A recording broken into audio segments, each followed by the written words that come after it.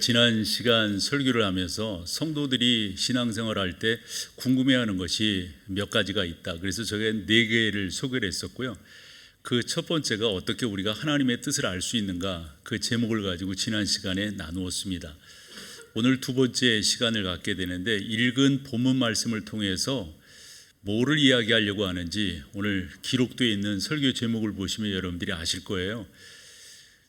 그러나 조금 더 설명을 해본다면, 우리가 신앙생활 하면서 그런 거 있잖아요. 나 왜 이러지? 이건 뭐야? 이런 식으로 내가 내 자신에 실망할 때가 있는데, 왜 이런 것들을 행하는 거지? 왜 내 안에서 이런 열매들이 맺히는 거지? 성경은 이렇게 말씀하고 있잖아요. 열매를 통하여 그 나무를 알 수 있다고. 내가 어떻게 나의 삶 속에 열매를 맺히느냐로 내가 증명되는 것인데, 영 탐탁지 않은 거예요, 이게. 목사님, 저도 그런 경우가 있거든요. 이게 목사로서 이게 뭔가, 왜 이런 생각과 왜 이러한 나의 삶에 열매들이 있는가 스스로 자문해 볼 때가 꽤 많거든요. 아마도 여러분들의 삶 속에도 그런 것들이 있지 않을까. 그래서 오늘 여러분과 이런 내용들을 좀 나눠보려고 하는데, 근데 좀 위로가 되는 것은, 우리들이 그렇게 이야기하면은 좀 그렇다 칠 수가 있는데, 사도 바울이 자기 삶 속에 나타나는 그런 일들로 상당히 실망하고 있는 것을 우리가 보게 됩니다. 이따가 성경을 읽겠지만 24절 같은 경우가 더더욱 그렇거든요. 그건 뭐 유명한 성경 구절이기도 하지만은, 아마 바울이 이 정도로 자기 자신의 나타나는 이 죄성에 대해서 무척이나 안타까워하고 있다 하는 것을 우리가 성경에서 볼 수 있을 겁니다. 저도 자라면서 그랬고요. 아이들을 키우면서도 그런 경우가 있는데, 예를 들어 잘못했을 때가 있잖아요. 그래서 가르치기를 그렇게 안 가르쳤고, 예배하면서 하나님의 사람으로 잘 자라기를 소망했는데 그렇지 못한 경우가 있었다고요. 그래서 제가 물어봤어요. 왜 그런 건데? 그랬더니 저희 아이가 하는 말이, 저는 그게 정답이라고 생각하는데 나도 모르겠어요. 그래서 그 아이를 꼭 안아줬어요. 그게 정답이다. 근데 감사한 것은, 내가 솔직히 말했다고 하는 게 아빠는 감사하고, 그런 것을 통해서 다시 한번 내가 어떻게 해야 될 건가 라고 정리를 해 나가면 좋겠다. 아마 여러분들은 안 그러셨어요? 우리가 이렇게 살면서 부모로부터 그렇게 교육받지 않았잖아요. 게다가 우리는 하나님을 믿는 사람이고 교회에서 그렇게 교육을 받지 않았다고요. 한데 우리의 삶 속에서 나타나는 것은, 바울은 그런 고백을 하는 거예요. 내가 원하는 것이 있는데 원하는 것이 안 나타나고, 되레 원하지 않는 것이 내 삶 속에서 나타나니 이게 어찌된 일이냐, 그런 일입니다. 또 그런 고백입니다. 사실 이런 모습들이 다 우리 가운데 있다라고 전제를 하고 오늘 말씀을 나누려고 하는데요. 그래서 크게 두 가지로, 이 죄라고 하는 것, 여기서 이 죄라고 하는 것을 우리가 신학적 용어로 다시금 재해석을 해본다면 죄성입니다. 우리 안에는 그와 같은 이 죄성들이 있는데, 이런 죄성들로 말미암아 나타나는 현상들이 있거든요. 이런 현상들을 우리가 어떻게 볼 것이고, 더 나아가서 그냥 그렇게 계속 자포자기하고 이렇게 나를 비하하면서 살 것은 아니잖아요.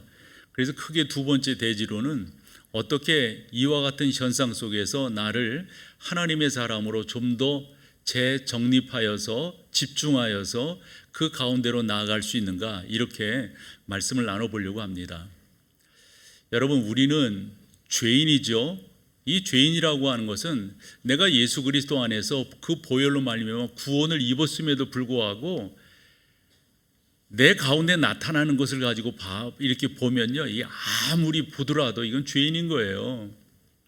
그래서 우리는 마치 성경에 보면 그 불쌍한 이들이 주 앞에 나와서 나는 죄인입니다, 이렇게 고백하는 그런 고백을 갖는다고요.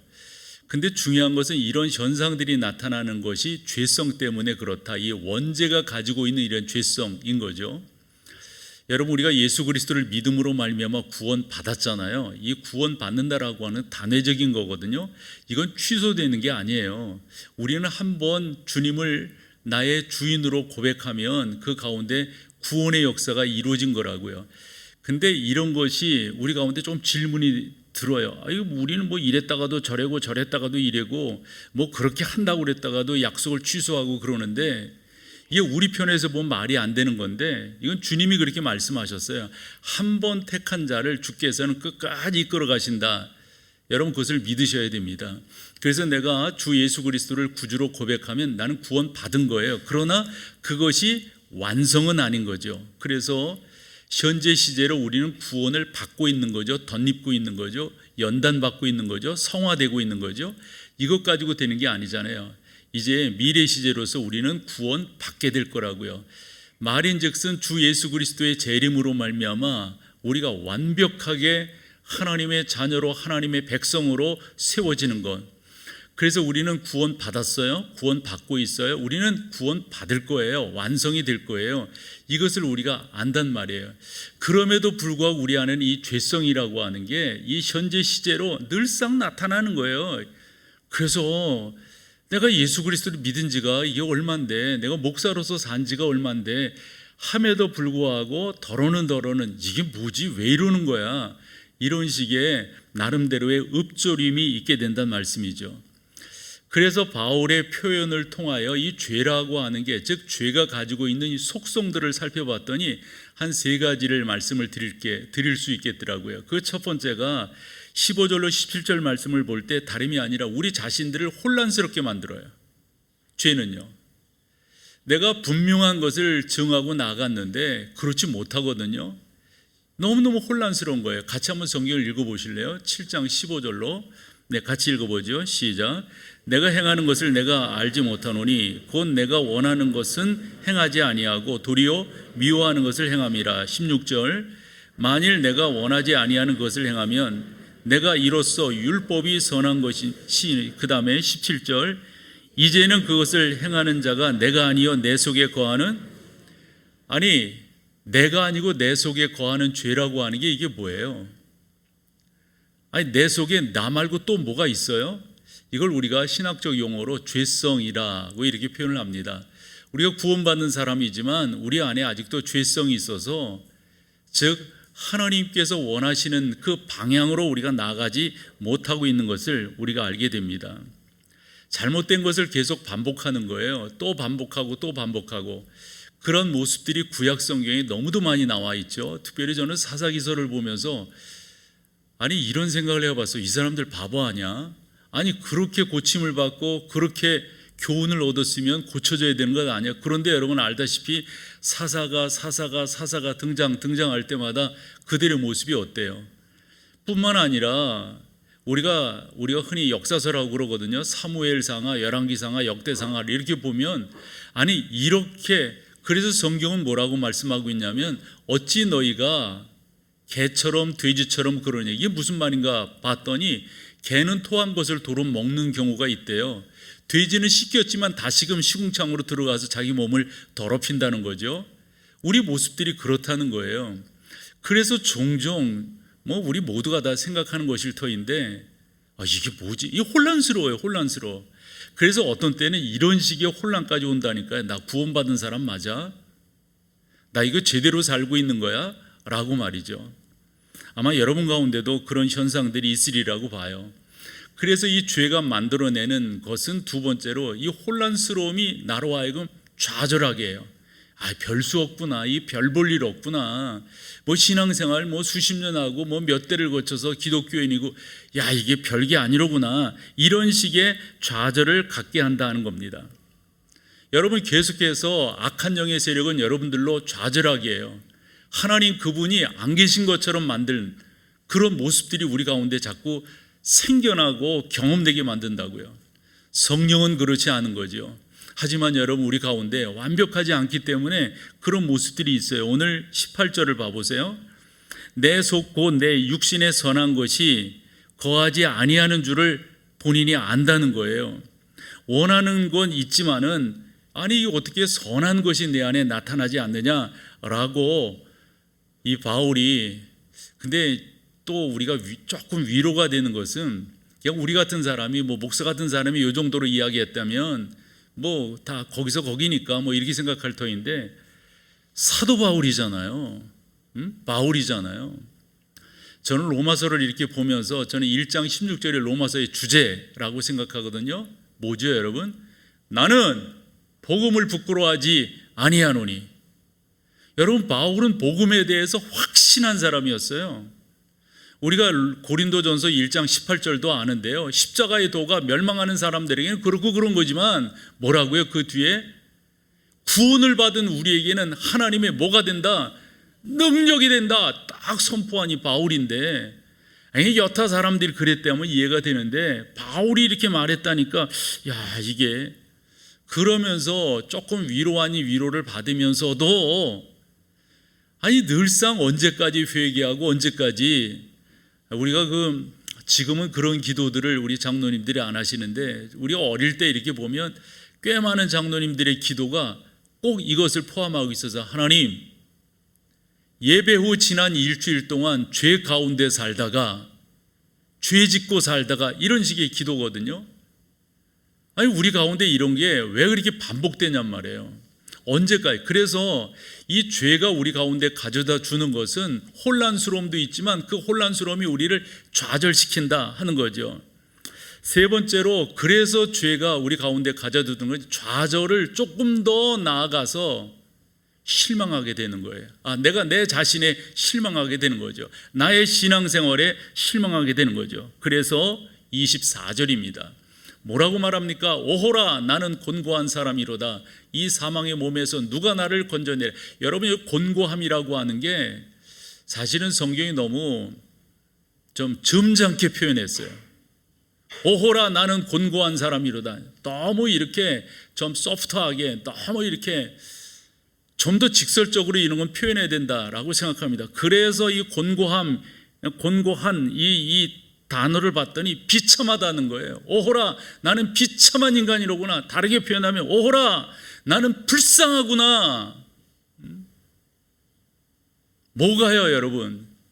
내 가운데서 나타나는 이런 죄성들이, 그래요. 이 죄라고 하는 것은요, 우리 가운데 있는 원죄라고 하는 것은 계속적으로 하나님이 원하지 않는 쪽으로 이렇게 계속 가게 되어져 있어요. 그쪽이 옳은 것인 줄 알고 가요. 한데 여러분, 이렇게 우리가 그냥 자포자기하고, 어떤 때는 예수 오래 믿어도 이게 별거 아니구나, 한때는 은혜 받았다 생각하고, 한때는 성령 체험하고, 한때는 이랬다라고 하는데 이게 별거 아니구나, 이렇게 자포자기할 것이 아니라 한 번 더 여러분, 주의 말씀 가운데 새롭게 하셔야 되지 않겠어요? 고쳐야 되지 않겠어요? 여러분들을 세워가야 되지 않겠어요? 목사인 저는 또 그런 책임이 있으니까요.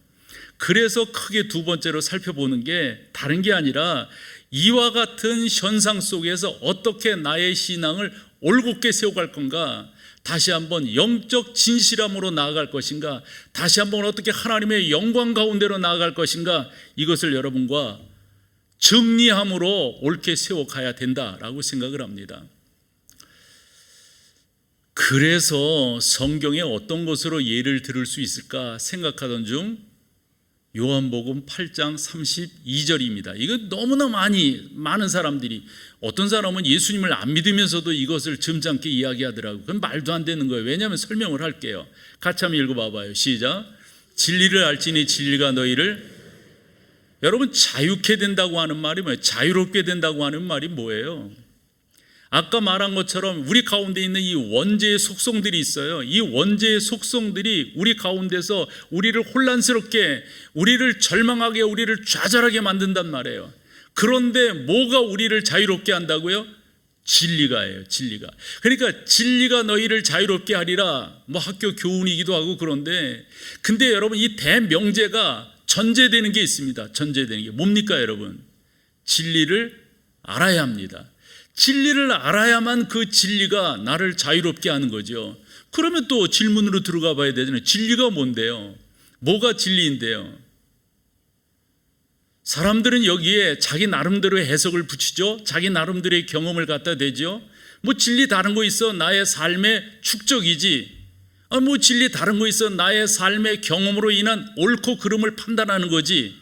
진리 다른 게 있어? 그것은 내가 의롭고 올바른 사람으로 산, 다 자기 중심적입니다. 다 자기 중심적. 이게 진리인가요?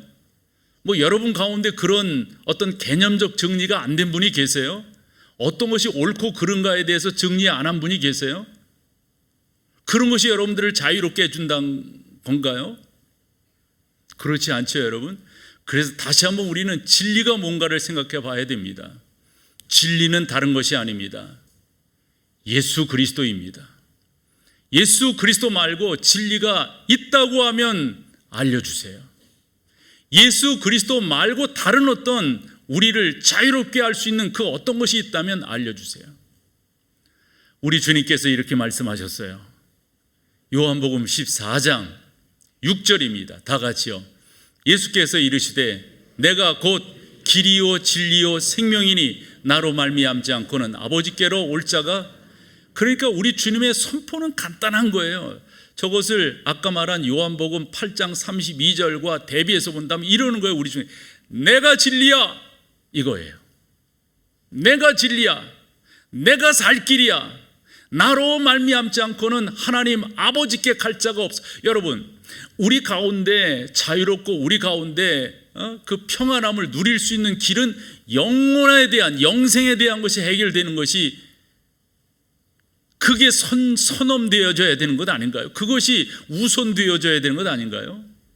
예수님의 그 귀한 은혜로 말미암아 저 하늘나라의 하나님의 백성이 되었다고 하는 이 전제가 없이 우리 가운데 진정 자유가 있을 수 있을까요? 없어요. 없어요.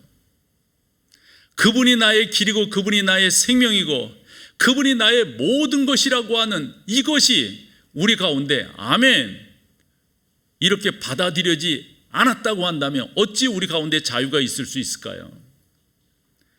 다르게 표현하면 우리 주님께서 당신을 길이요 진리요 생명이라고 하셨을 때 그 길이요 진리요 생명이 되는 또 다른 원초적인 것을 살펴보면 다름이 아니라 나를 위한 십자가입니다.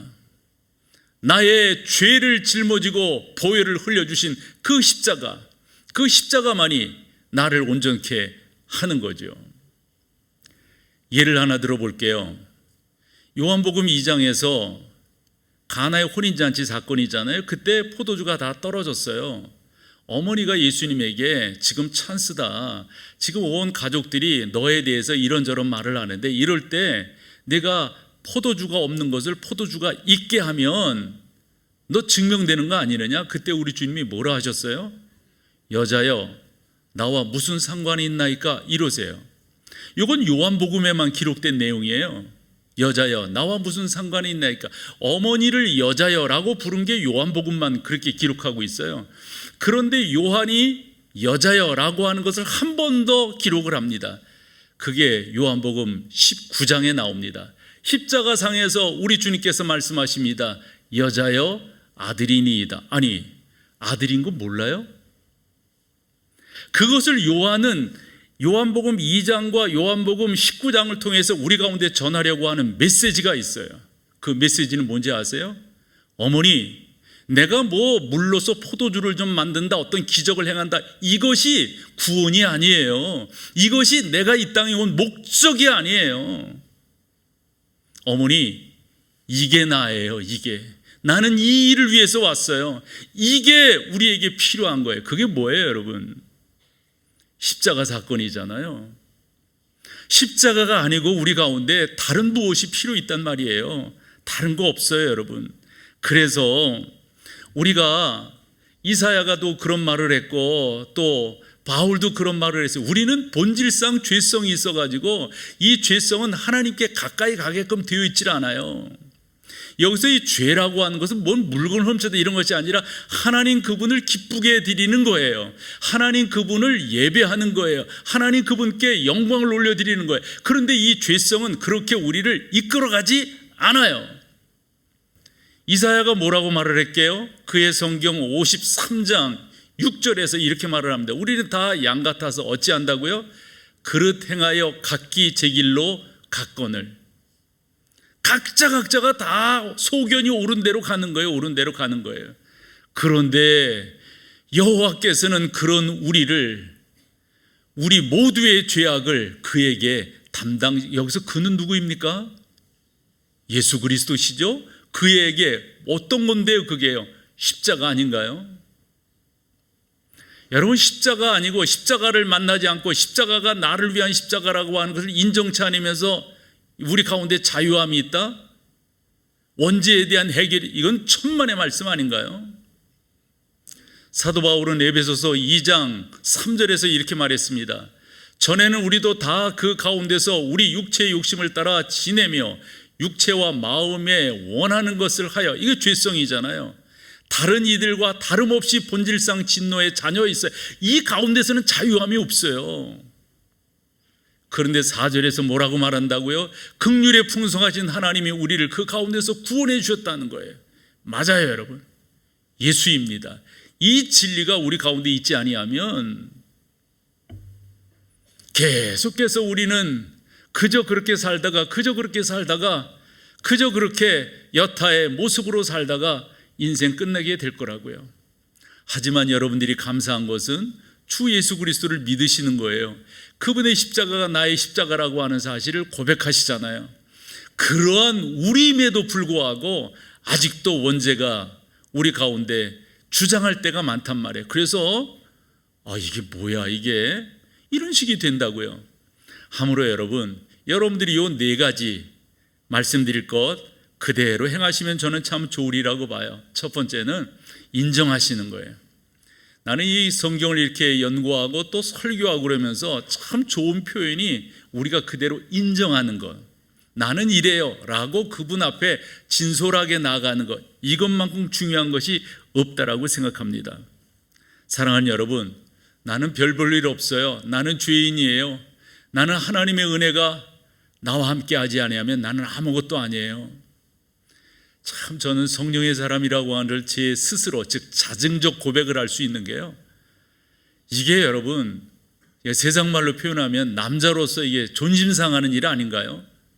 어디에 가서 우리가 나는 죄인이에요, 나는 부족해요, 나는 아무런 가치도 없어요, 어디 가서 이런 말을 한단 말이에요. 이건 이 세상의 가치로 보면 이 세상에 어떤 남자들이 그렇게 말할 수 있단 말이에요. 그런데 이게 어쩐 일이죠? 이렇게 고백하고 이렇게 인정하면 행복해요. 이렇게 인정하면 감사가 생겨요. 이렇게 인정하면 하나님께서 새로운 소망을 제 안에 불어넣으세요. 이거 감사한 것 아니에요? 여러분들의 죄성을 하나님 앞에 그대로 인정하세요. 도둑질했다가 아니에요.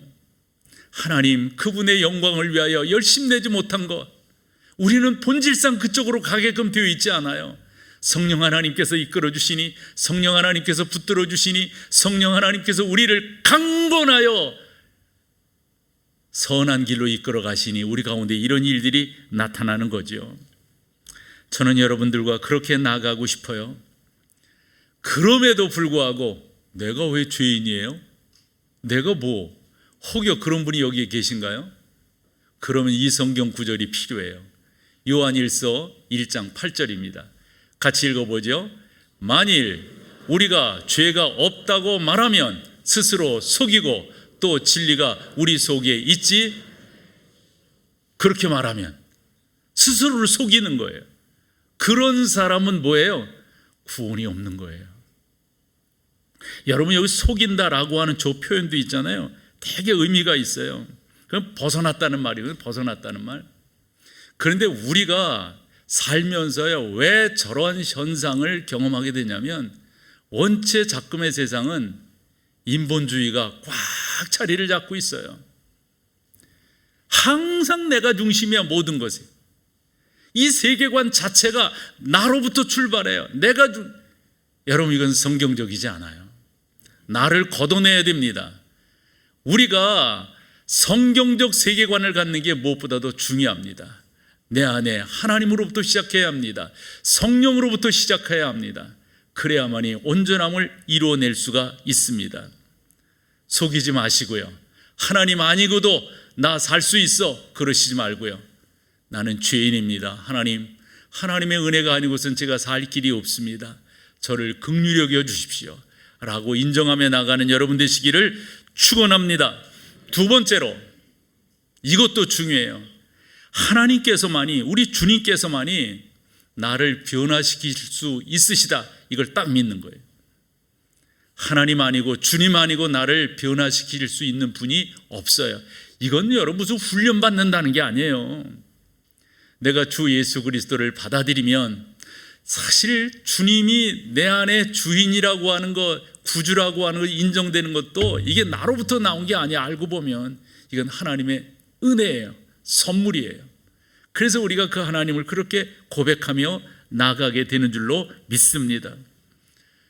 우리가 많이 하는 찬양 중에 이런 찬양이 있어요. 내가 주인 삼은 모든 것 내려놓고, 내가 주인 삼은 게 너무 많아요. 내가 주인이고 나의 재산이 내 거고 뭐가 다 내 중심적인 거예요. 이거 어찌하라고요? 내려놓고. 여러분들이 그렇게 주 앞에 나아가면 그분께서 여러분들을 고치시고 여러분들을 선히 인도하시고 여러분들을 바꾸고 가실 겁니다. 이 방법밖에 없어요. 다른 거 없어요. 로마서 7장이 이렇게 기록하고 있는데 로마서 8장 2절에서 바울이 어떤 교훈으로 우리 가운데 해주냐면 이것도 같이 읽어봐 보세요. 시작.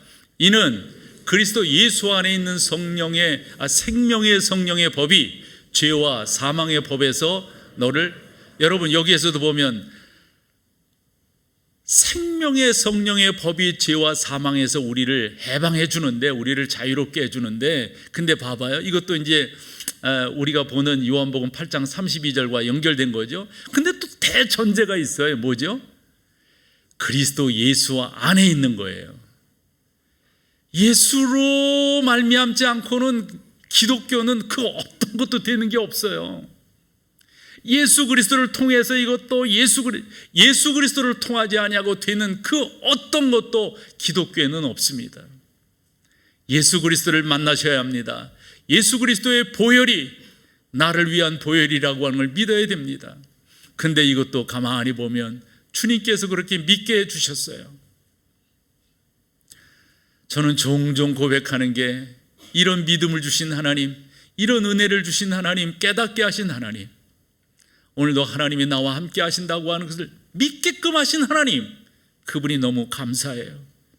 예수 그리스도 안에 있는 생명의 성령의 법이 죄와 사망의 법에서 너를, 우리를입니다. 우리를 어찌했다고요? 해방했다 하는 겁니다.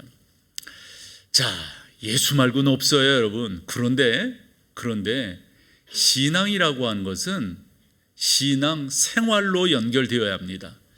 신앙은 개인적인 것이지만 신앙 생활은 공동체적인 거예요. 기독교를 가만히 보면요, 부름을 입는다고 하는 것은 개인적인 것이지만 부름을 입은 사람들이 살아가는 삶은 신앙 생활입니다. 정말 중요한 것은 함께하는 동역자가 있다고 하는 게 너무 중요한 거예요. 그래서 세 번째로 말씀드리는 게 다른 무엇보다도 여러분들이 영적 싸움에서 승리하기를 소망한다면 여러분 가운데 좋은 동역자들이 있어야 돼요. 여러분 속에 있는 것을 나눌 수 있는, 그것을 우리는 셀에서 목장에서 이야기할 때 기도 제목을 나눈다고 그러잖아요. 이런 것을 할 수 있는 여러분의 동역자가 있다고 하는 것, 너무 귀한 겁니다.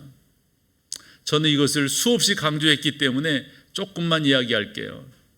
여러분 가운데 이런 친구들이 있어야 됩니다. 생각해 보세요. 있으세요? 근데 이 친구가 여러분들의 셀 가운데, 목장 가운데 있으면 이건 금상첨화예요. 그런데 이 목장 가운데 있지 않아도 괜찮아요. 우리 교회 안 다니는 분이어도 괜찮아요. 다른 교회를 다니시더라도 이런 영적인 교제를 할 수 있는 그 누군가가 여러분들에게 있다면 많이도 필요 없습니다. 이런 분들이 여러분 가운데 있으셔야 됩니다. 그러면서 권면드리는 것은, 저도 이렇게 살아오면서 경험되는 건데요, 부부가 영적으로 잘 맞아간다는 것은 큰 축복입니다. 근데 대개 사람들이 이렇게 오래 살다 보면 말해 보면 황혼 이혼이니 이런 말도 나오고 그러잖아요.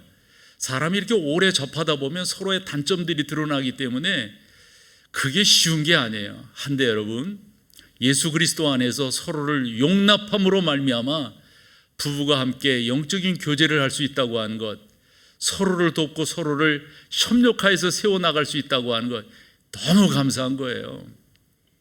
근데 사실 2부 때도 이 얘기를 하면서 조금 내가 찔리더라고. 조금 찔려. 근데 저는 이제 아내에게 좀 물어보긴 물어봐요. 당신 생각이 어떤데? 이럴 때는 어떤데? 당신 생각을 좀 이야기해 달라고. 그럼 잘 대답을 안 해요. 뭐 기분이 나쁜 게 있는지 잘 대답을 안 해. 그래서 여러분, 내가 있잖아요. 조금 더 어리광을 피는 편이에요. 우리 집은. 내가 조금 더 물어본다니까, 조금 더. 무슨 말씀을 드리려고 이렇게 애둘러 이야기하냐면, 정말 여러분들의 가족 안에서, 여러분들의 부부 관계에서, 여러분들의 자녀들 관계에서 이런 영적인 것들이 세워지는 것, 너무도 큰 축복입니다. 여러분, 그걸 추구하세요. 그래서 여러분들의 가정이 바로 하나님의 나라가 되도록, 여러분들의 식사의 이 식탁이 하나님께서 함께 하시는 그러한 식탁이 되도록 여러분들이 노력해 나가신다면 이것만큼 귀한 게 없어요. 어쨌건 여러분 가운데 이런 동역할 수 있는 사람들이 무엇보다도 중요합니다. 지난 시간도 말씀을 드리면서 솔로몬의 경험을 말씀을 드렸어요. 솔로몬이 그런 이야기를 하는 거예요. 자기도 이제껏 살아봤더니 혼자 하고 이런 건 힘이 없더라, 재미없더라. 적어도 여러 사람이 같이 하는 거, 그것을 우리는 전도서에서 보면 삼겹줄이라고 하는 표현을 쓰거든요. 이게 필요하더라. 정말 그렇습니다. 여러분, 야고보는 뭐라고 말했는지 아세요? 5장 16절에서 같이 한번 읽어보실래요? 그러므로 너희 죄를 서로 고백하며 병 낫기를 위하여 서로 기도하라. 의인의 간구는 역사하는 심히, 여러분 여기서 강조되는 단어가 있죠. 서로 고백하며 서로 기도하라. 혼자 하는 게 아니잖아요. 혼자 고백할 수는 없잖아요. 우리가 무슨 고해성사하는 것도 아니고 함께 하는 거잖아요. 함께 하는 것. 근데 여러분, 저게 너무 귀한 거예요. 함께 이런 하나님의 인도하심을 나눌 수 있다고 하는 것, 여러분, 이건 큰 복입니다. 큰 복이에요. 그러기 위해서 여러분 너무도 많이 강조했어요. 부정적이 되지 말라고. 이 부정이라고 하는 것, 확실히 제가 이 경험한 바로는 죄성이에요. 우리는 뭔가 이렇게 비판하고 뭐 이게 똑똑한 줄 안다니까. 우리가 이제껏, 저 같은 경우는 80년대를 20대를 지내온 거 아니에요. 그러다 보니까 뭐 비판하고 뭐하고, 이거 이건 기독교 문화 아니에요. 기독교 문화 아니에요. 기독교 문화는 내가 주 예수 그리스도 안에서 용서함을 입었기 때문에 용납할 줄 아는 것, 함께 할 줄 아는 것, 꼭 그런 여러분 되시기를 축복합니다. 우리 목동제일교회는 그러한 하나님의 사람들로 가득 채워지는 은혜가 있기를 축복합니다. 여러분 꼭 그러셔야 됩니다. 꼭. 그래서 살려야 돼요. 자꾸 이래가지고 사람을 이렇게 하고 그냥 죽이는 것이 아니라 자꾸 사람을 살리는, 자꾸 우리가 북돋아 준다고 그러잖아요. 저 어릴 때 뭐 그 시골에서 농사하면서 보면은 뭐 북돋아 주잖아요. 고추도 이렇게 해주고 뭐 고구마도 이렇게 자꾸 거기다 흙을 싸주고, 그래야 열매가 충실하게 맺히니까. 우리 가운데 그런 은혜가 있어야 되겠습니다. 레너드 스윗 교수에 대해서 제가 몇 번 이야기했는데, 이분이 오늘 제 설교에 부합되는 말씀을 한 것이 있어 소개를 하면, 교회란 뭐냐 이러면서 이 양반이 이런 말을 했어요. 하나님은 우리들이 서로 필요로 하는 방법으로 우리를 묶어주셨다는 거예요. 우리가 서로 필요하기 때문에 묶어주셨다. 그러면서 이런 말을 해요. 이것이 교회가 존재하는 이유라는 거예요. 우리가 서로에게 도움이 되고 서로를 돕는 이런 것이 되어지지 않는다면 교회가 아니라는 거죠.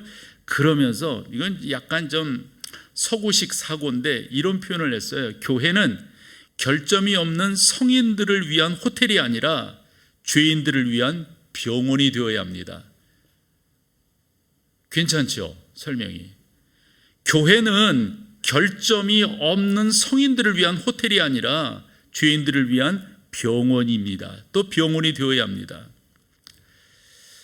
교회는 부족을 고백하는 사람들이 모인 곳이 되어야 한다는 거죠. 뭐 여기에 완벽한 사람들이, 그런 말을 이 양반이 했어요. 완벽한 사람은 교회 안에 계실 필요가 없다고. 나는 부족합니다. 나는 죄인입니다. 맞아요. 나는 주님이 필요합니다. 맞아요. 나는 함께하는 동역자가 필요합니다.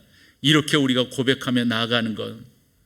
그러면서 한 가지 더 말씀드리면, 여러분, 그렇게 여러분들이 주님이, 그 진리가, 예수 그리스도의 그 보혈이, 그리고 함께하는 이 지체들이 우리 가운데 필요하다고 하는 걸 고백한다면 여러분들이 헌신하셔야 돼요.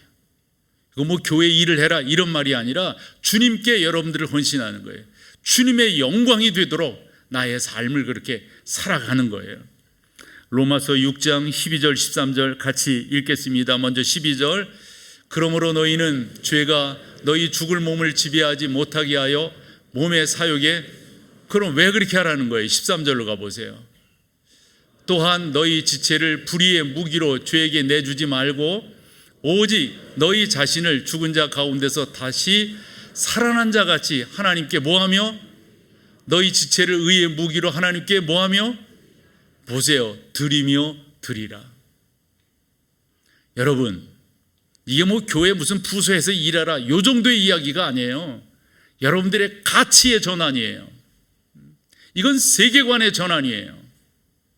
하나님 그분이 영광 받으시는 그러한 삶의 모습으로 나를 이끌어 가겠다, 나를 그렇게 조정해 가겠다, 나를 그렇게 만들어 가겠다라고 하는 선언이 이 안에 담겨져 있다라고 볼 수가 있습니다. 저는 여러분들과 그렇게 살아가고 싶어요. 그러면서 요 바울이 고백한 요 말씀을 마지막으로 나누면서 외치고 싶은데, 고린도후서 5장 17절입니다. 이것도 우리 같이 한번 읽어보겠습니다. 시작. 그런즉 누구든지 그리스도 안에 있으면 새로운 피조물이라, 이전 것은 지나갔으니 보라, 뭐라고요? 할렐루야. 여러분 새 것이 된 줄로 믿습니다. 근데 이 새 것이라고 하는 이 표현이 있잖아요. 헬라어에는 두 단어가 쓰였어요. 보여줘 보세요. 어떤 단어냐면 네오스라고 하는 단어와 카이노스라고 하는 단어. 이 카이노스라고 하는 단어는 시간적인 개념이 있는 건데, 카이로스 뭐 이런 표현이 있잖아요. 근데 저기 새롭게 되었다라고 하는 저 두 단어는요, 의미가 좀 더 달라요. 네오스라고 하는 단어는 이제까지 없었어. 여기서부터 새로운 뭔가가 생긴 거예요. 새로운 뭔가가. 카이노스라고 하는 저 말은 이제까지 뭔가가 왔어요. 근데 어떤 시점, 어떤 이유, 어떠한 과정을 통해서 새로운 세계관이 된 거예요. 여러분 여기에서 누구든지 그리스도 안에 있으면 새로운 피조물이라, 이전 것은 지나갔으니 보라 새 것이 되었도다. 이 새 것은 그럼 어떤 거예요? 없던 게 갑자기 생긴 거예요? 아니죠. 여러분들은 이제까지 지내오셨어요. 그러면서 뭐예요? 뭐가 기점이 되었어요? 예수 그리스도를 인격적으로 만난 거예요. 예수 그리스도를 인격적으로 만나니 그 보혈이 여러분들을 어찌 만들었어요? 완전히 새로운 것으로. 우리는 그러한 하나님의 사람들인 것을 믿습니다. 그렇게 여러분들 당당하게 나가셔서 함에도 불구하고 더러는 나 왜 이러지? 나 왜 이래? 오호라, 나는 곤고한, 나는 형편없는 인간이야. 이런 고백을 할 수 있을 거예요. 또 하게 될지도 몰라요. 함에도 불구하고 진리가 여러분들을 자유케 할 거니까 다시금 주님의 보혈로, 다시금 주님의 십자가의 능력으로 일어서셔서 딱 나가는 거예요. 딱 나간 그런 은혜가 있기를 축복합니다. 자리에 일어나셔서 우리 마지막 찬양으로 주 앞에 나갑니다.